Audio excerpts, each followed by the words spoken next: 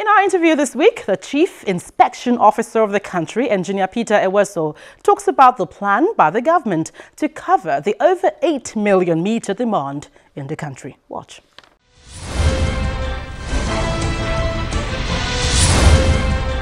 Engineer Peter Eweso, you're welcome to the program. Thank you. Well, let's begin with the actual metering gap in the country as we speak. We understand it's about 5.3 million. You can confirm that. But again, Ministry of Power is saying this is huge and it is limiting the progress recorded in the electricity generation and transmission arms of the sector. Talk about that. Well, I think the gap is real and true, but I think there is even more gap than that because these are the statistics. And, you know, every passing day, months, there are new development, people requiring more meter. And so I can say it could be a little bit above that. So what's the actual figure? Maybe I can put it about maybe 5.6 or 5.4. So what is the after effect of this sort of gap? Because Nigerians actually, we know customer base as at January, 8.9 million. And then the shortfall still is, is even more than that. So I wonder, what is the after effect of all of this? The main effect is that it affects the market because when you have adequate metering services, what it does is that it's going to enhance collection efficiency. The leakages will not be there.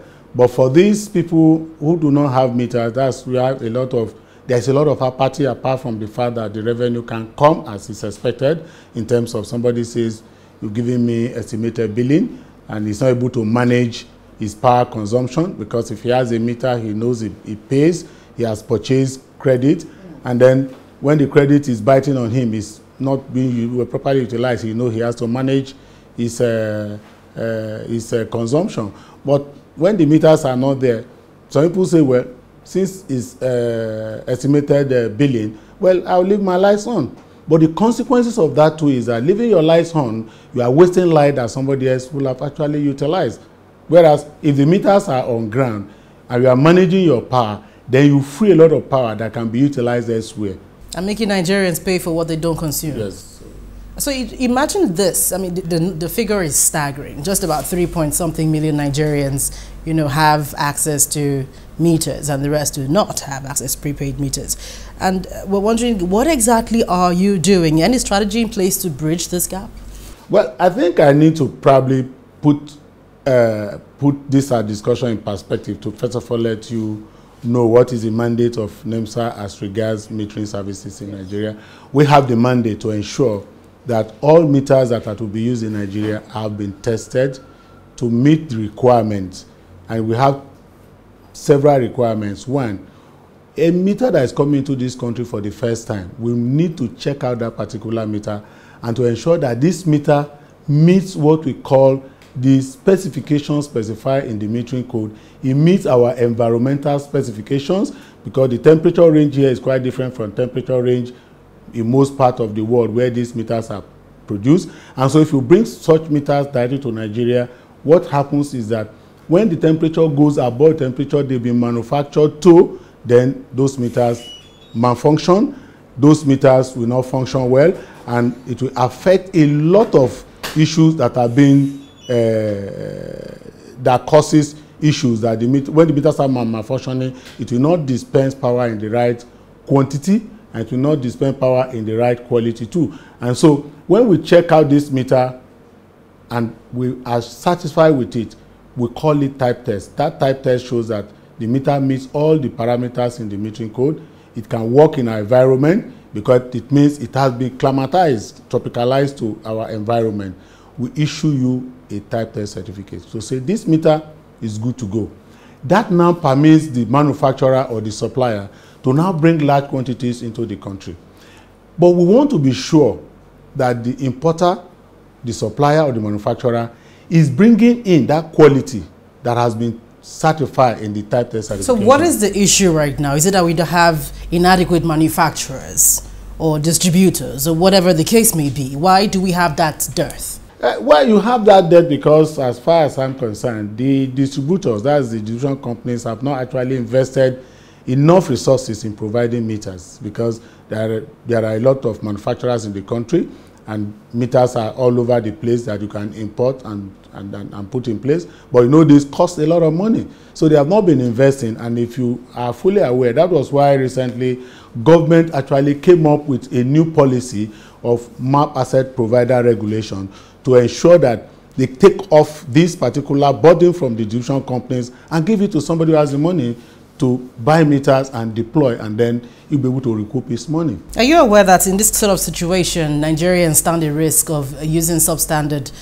prepaid meters because of the dearth we're experiencing? And so a lot of people will be forced to go into the business illegally.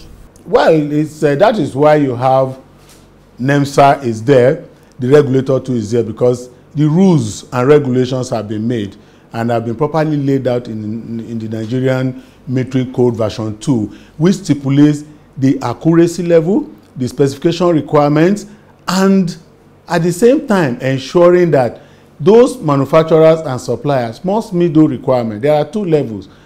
NEMSA will issue you a type test certification which authorizes you to bring meters into the country, and the regulator will not issue you a license authorization to bring meter until you have gotten that type test certification. So all those want to ensure that Nigerians are not put at a disadvantage, just like we are raising.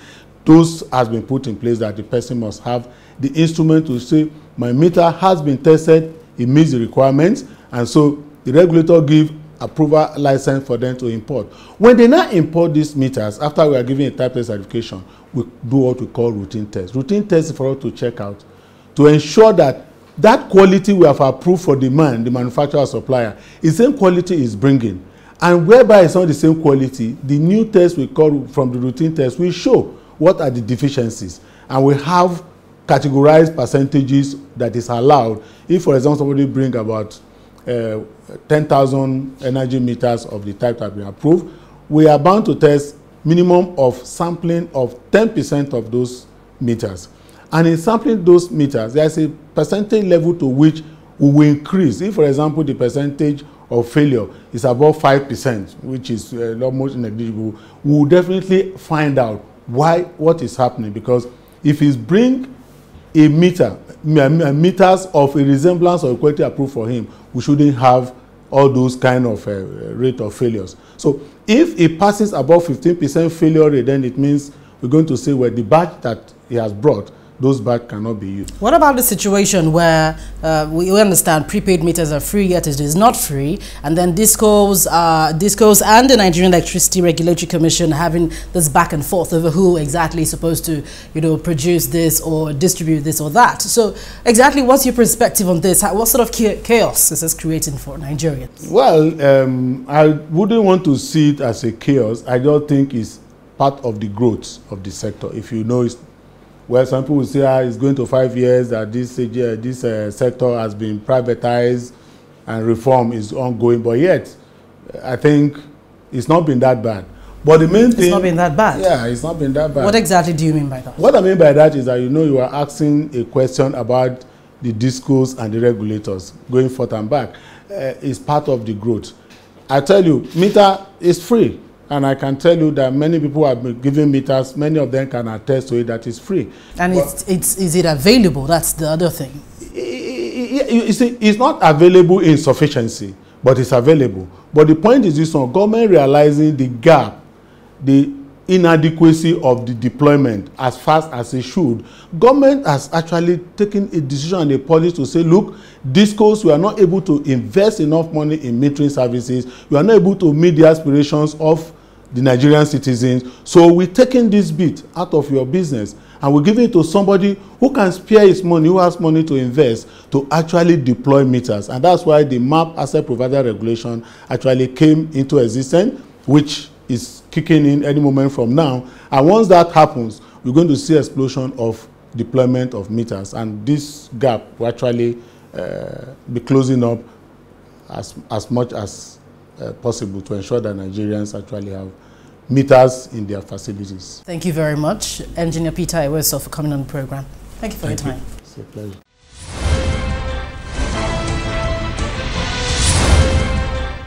Well, thank you for your mails and tweets. As always, keep sending in your views and comments using the email address and Twitter handle on your screen. Also, be sure to share anything happening within your locality. Don't you forget you can view the program on youtube.com/channelsweb/videos. Thank you for watching this week. I'm Gloria Omezuke. See you again.